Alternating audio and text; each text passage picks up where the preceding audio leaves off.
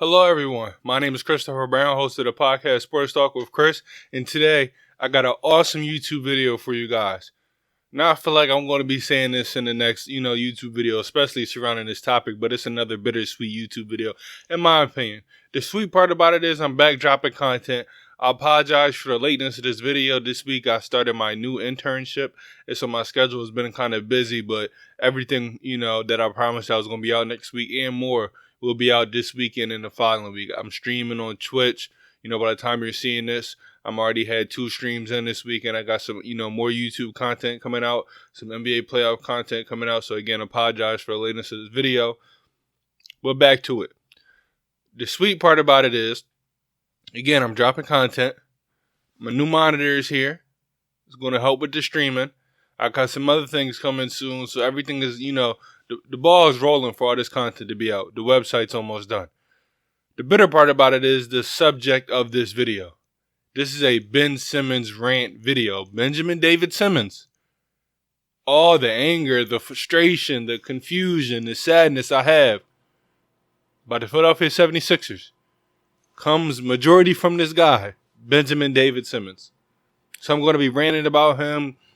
Some topics I'm going to be discussing in this video, like how he performed this season, how he performed in the playoffs, what I think he needs to improve on, do I want him traded, things of that nature. It's all going to be addressed in this video, and I got some surprises coming in at the end, but let's get right into it. This video is going to be more coming off the chest. I'm not going to try to be super analytical. I know I can be analytical at times when I need to be, but I just got to get some things off my chest with this YouTube video. So let's start off with, Ben Simmons' regular season performance and how he did this year. Ben Simmons averaged some career lows this year. Career low in points per game. Less than 15. That's bad. Less than 7 assists, 7.2 rebounds, 1.6 steals. His accomplishments this year was he was an all-star, first-team All-NBA. He was second at Defensive Player of the Year. Now I say this. It's not going to be a ton of defending Ben Simmons from me in this video and moving forward. But when it comes to Defensive Player of the Year, I firmly believe he should have won that award. I don't understand. When you're crowned Defensive Player of the Year, that means you're the best defender in the NBA. That's what that means. When you're Defensive Player of the Year, you're the best defender in the NBA with the most impact. So let me ask you guys this. How can you, Rudy Gobert, be the Defensive Player of the Year where there's times on the court where you can be a defensive liability? I just don't understand how you can be a defensive liability on the court at times, but yet you're named the best defensive player in the league. That just doesn't sit right with me. I look at how he performed in the Clippers. Yeah, he's able to hold down the paint. When the Clippers go small, though, there's a lot of times where he's a liability. Ended up losing, 2 straight games, and Rudy Gobert was a defensive liability. When I look at Ben Simmons, I'll give him his credit. On defense, he's no liability. He can guard 1 through 5 comfortably. He shuts down superstars comfortably. I saw him go against Luka Doncic, and, the Luka I saw in the playoffs, I wasn't seeing that against Ben Simmons. I see him make life difficult for superstars because you can't be ultra physical. Like, I look at Ben Simmons, and I'm going to reference his height, and I look online, they say 6'11", 240. He can't be super physical with a lot of people, but he has the height, he has the athleticism, he has the wingspan, he has the defensive instincts to be a ultra defensive anchor. He is by far the best defender in the NBA. Again, he can guard 1 through 5 comfortably. At 6'11", name somebody 6'11", you see guarding somebody that's 6 foot 160 comfortably. That's what Ben Simmons does. Then he can switch onto a center and guard him comfortably. Then he can switch onto a Kevin Durant or LeBron James to be comfortable. Giannis to be comfortable. His defensive versatility is something like I've never seen in the league, especially in today's NBA. I look at Giannis, who has a similar height. Giannis isn't guarding guards, especially throughout the entire game. And he gets cooked a lot, if we be honest.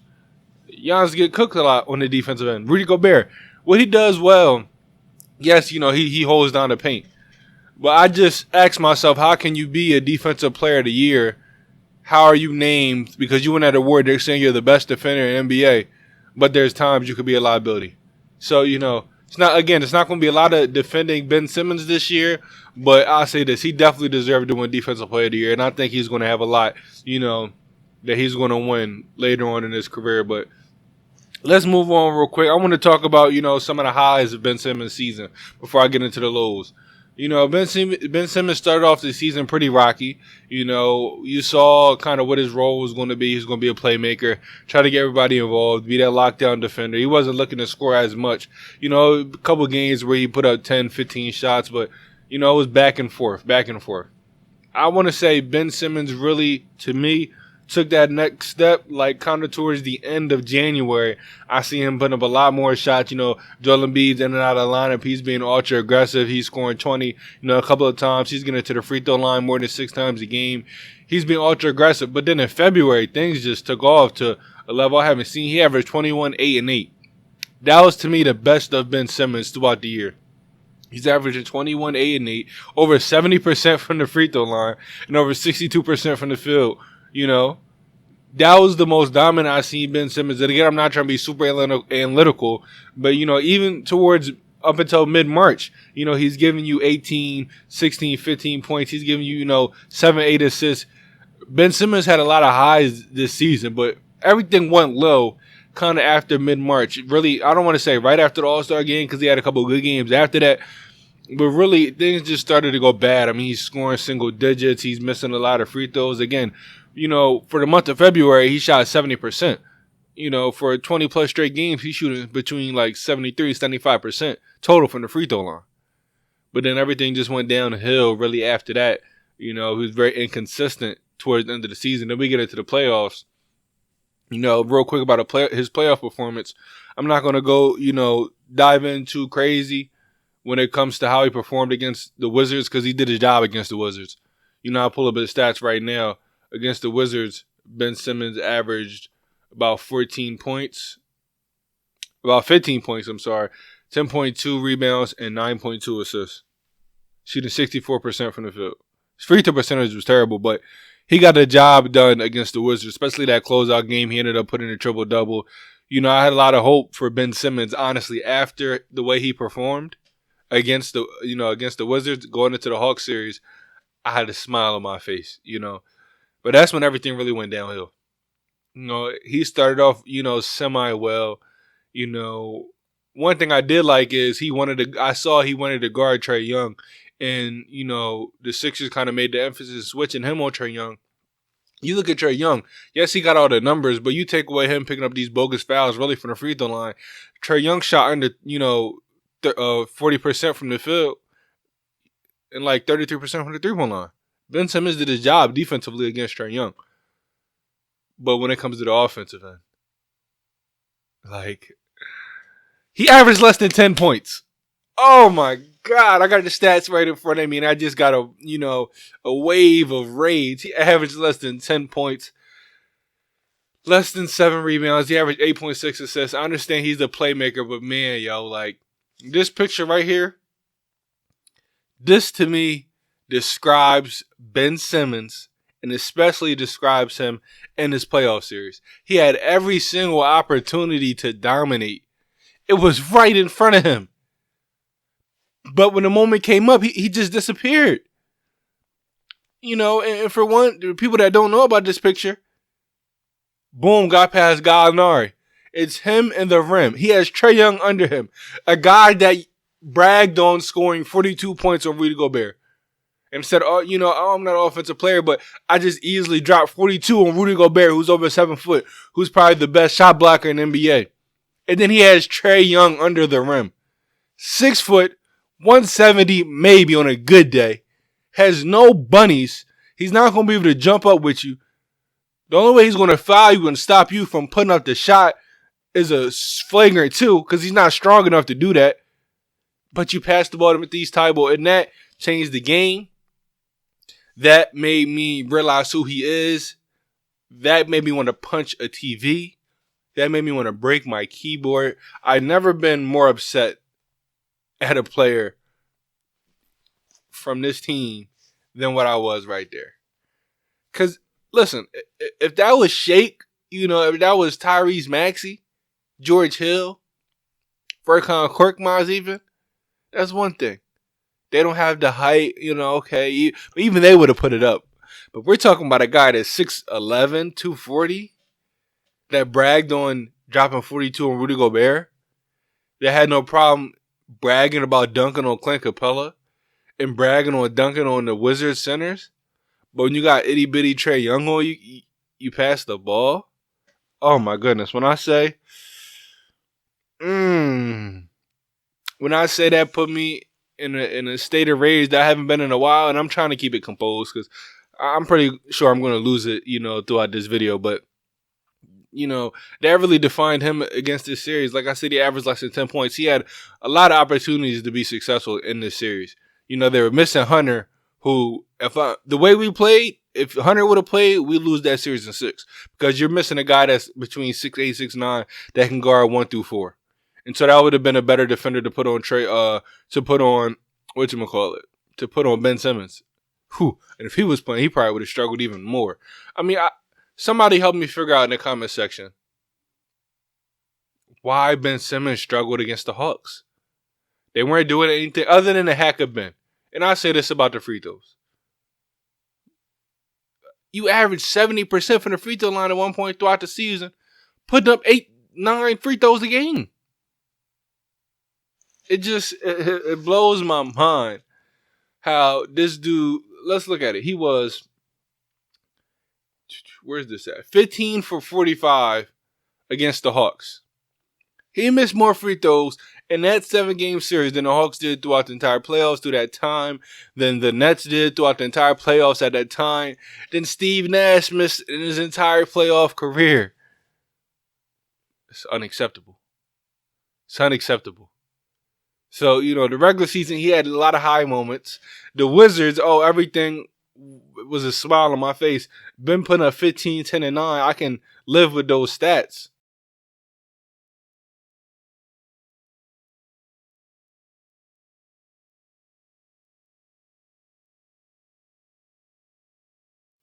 Against the Atlanta Hawks. And when I look at that series specifically, before I move on, touch on some other things, for me, he deserves at least 40% of the blame.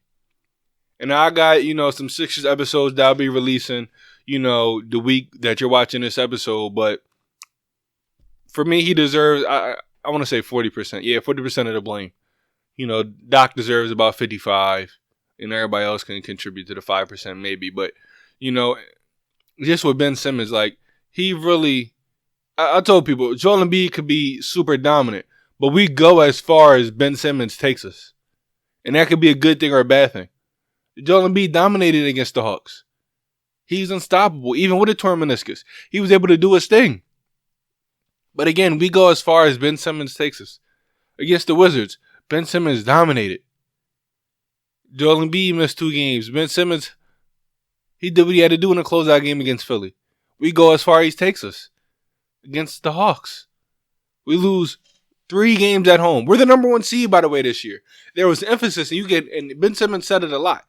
There was emphasis on being the number 1 seed, just for us to lose 3 games at home. It's no, Ben. So I've been a Ben Simmons fan since he was in high school at Minor Day for years. I watched him play at Minor Day to go to LSU. He's been one of my favorite players.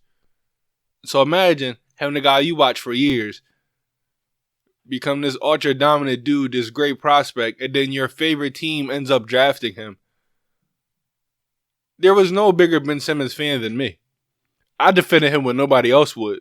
I defended him when he scored 1 point against the Celtics. I defended him when he didn't show up against the Raptors. I defended him so many times. But I can't defend this. I lost all hope when it comes to Ben Simmons. Benjamin David Simmons. I lost all hope. Because it would be a difference if this dude had no talent, no potential. Right? If he didn't know his right from his left. If he wasn't putting up 42 points with Rudy Gobert. If he wasn't averaging 21, 8, and 8 throughout a month. If he wasn't putting up these triple-doubles. If he wasn't having 30-point triple-doubles in the playoffs. Right? It would be a difference if Ben Simmons never showed the potential that he has. But the fact of the matter is he showed that potential. But when it matters the most, where is this at, Ben? Where is this at when we need you, Ben? Right now, the Sixers should be working on their 2nd championship in 3 years. But there's one guy that's held us back. And that's Ben. Against the Raptors. Ben Simmons. Bolded. Nowhere to be found. Okay, last year he was injured. This year, against the Hawks, folded. We're seeing right now what's going on. Everybody's injured again. Not wishing injuries on nobody, but that's a part of the game. Heck, our best player is playing on a torn meniscus. But I was never afraid of the Bucks for years. I've been telling people I'm not afraid of the Bucks. We match up very nice against the Bucks. I'm not afraid against nobody out west. We couldn't get past the Hawks. Don't get me wrong. I called the Hawks. I said it was going to be a top 6 seed. But that series should have been over in 5. We dominated 4 out of the first 6 games of that series. What's the problem here, guys? 4 out of the first 6 games. 4 out of the first 5. We dominated all these games and we only won. I don't even want to get into the team. This is about Benjamin David Simmons and my frustrations with this dude right here. But yeah, man, he cost the Sixers another championship. And I'm trying not to really lose it here. But it's hard when you got this generational talent that is going to make or break your team. We can only be so successful in the regular season. But in the playoffs, that's where everything changed. We said the same thing about Giannis, right? In regular season, Giannis is going to do him, but in the playoffs, his game has to evolve. And even with all the criticism we give Giannis, you see him want to be great. You see him take the challenge. You see him not be afraid of the moment. And I look at Ben Simmons, same build, and is afraid of the moment. And so when people say, oh, he just needs a jump shot, don't tell me he needs a jump shot. I'm not trying to hear that. I'm not trying to hear, a jump shot would just help him fix his game. Like he doesn't have a jump shot. Let's watch this. It's going to be on your screen.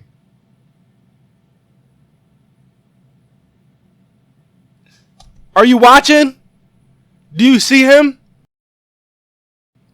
Pull up jumpers. Faithfully. This is in 2016.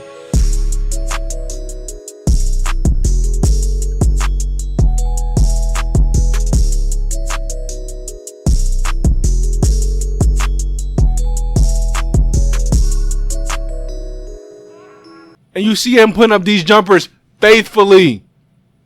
Faithfully, he's putting up these jumpers. In rhythm. On the move. Pulling up. Hesitation. Creating his own jumper. And this is before the bubble. Okay? This is early 2019. And you can see my reactions. And how I felt. And how I thought this dude was about to take off. And it never came. So don't tell me he needs a jumper. Don't tell me he needs to work on a jumper because he's shown that he has a jumper. Throughout the year, he had open threes. We all said his form looks nice. It ain't like he's throwing up something where he's like, he's not shooting like that. He's not shooting like this. He's not shooting. He don't have no weird release. His release is nice. It's good. He made threes off it. He doesn't have the confidence. His mentality is weak. So don't tell me he needs to work on his jumper when he obviously worked on it. And he's scared to do it in a game. Why are you scared? Giannis, he doesn't have a problem with airballing. Because at the end of the day, he's still going to get you 20 points in the paint. So he hits all the jumpers. That's just an added bonus. So I look at Ben Simmons and I'm asking myself, bro, just take an elbow jumper. It's not hard. You're in the league 4 years. He's going into his 5th year. He's been in the league 4 years, and nothing has changed with this dude. The only thing I say is he's been a more consistent and dominant defender. But other than that, his game has not changed. He's been the same player. He showed more flashes of dominance, but he's been the same player. And so I'm not defending this dude anymore. I was the biggest Ben Simmons fan there was. I'm not defending him. I lost all hope until words cannot change the way I feel. The play on the court. Not 10 games, not all 82 plus the playoffs. That's the only way I'm going to change the way I feel. Because at the end of the day, you have not changed since you put on the Philadelphia 76ers uniform. You have not changed in the playoffs. You've been the same old garbage-ass player that's been losing his games when it matters. So I'm done. Everybody keeps telling me he needs to work on his jumper. Man, the jumper's been worked on. Yes, it needs, more improvement. But at the end of the day, he needs confidence. He wants to want it mentally. And I'm hearing all these things where he's just getting babied throughout the organization. His family's letting him off the hook, this, that, and the third. See, everybody around me, they're not letting me go out the way he's going out in the playoffs. They not. They checking me. They checking that shit at the door. Apologize for the language. Because at the end of the day, you perform like that, when you have these high expectations, nobody's trying to hear that. Nobody's trying to hear that. And so Ben Simmons needs people around him. I wish LeBron would take a step up. I wish, some of the teammates would. He needs people around him that's going to hold him accountable. And so, again, when people tell me he needs a jumper, he doesn't need a jumper. He needs confidence. Because Ben Simmons, again, put up 42 points over Rudy Gobert with no jumper. Ben Simmons could average 22 plus, 24 plus with no jumper and no free throw. I stand on this. Ben Simmons could be the best point guard in the NBA by far if he had confidence. Because he could do what Russell Westbrook is doing, 20-point triple-doubles. But he could also be the team's best defender. I like Russ. He's an okay defender. Ben Simmons is a defensive player of the year type of defender. He could put up the stats Luka's doing with the defense. And this is no jumper, no free throw. So just imagine when he has the jumper and he has the free throw. And so for me, and I put this out on Twitter, every day, 1,000 3-pointers, 1,000 mid-ranges, and 500 free throws every day. 2,500 shots every day. I'm not trying to see you lift weights. I'm not trying to see you go to the basket. I want to see you work on the jumper. I want to see your mentality. You want to be great. I want to see you have confidence in your game. Because he's only 24. He's only 24. But we don't have a lot of room to wait because, I say this, our window probably is longer than everybody else as far as our young talent. But at the end of the day, how long is Joel Embiid going to want to stay on this team if we're not winning anything? Because right now I can't trust Ben Simmons to be our superstar.